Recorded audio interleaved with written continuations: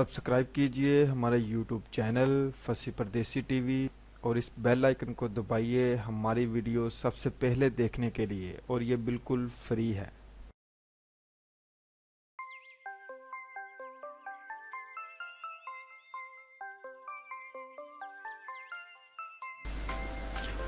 السلام علیکم۔ سعودی عرب کی تاریخ میں پہلی خاتون سفیر امریکہ تعینات۔ ریاض سعودی عرب کی تاریخ میں پہلی بار کسی خاتون کو سفیر مقرر کر دیا گیا۔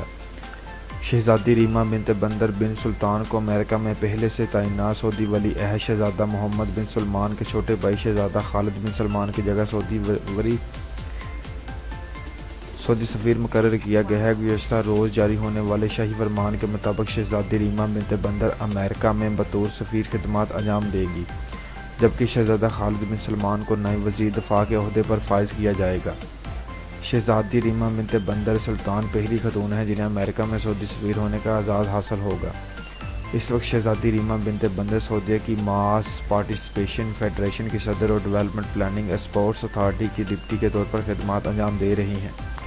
شہزادی ریما بنت بندر خواتین کے حقوق اور معاشرے میں درپیش مسائل کے لیے ہمیشہ آواز اٹھاتی ہیں اور ہر چیلنج کو مثبت نظر سے دیکھتی ہیں۔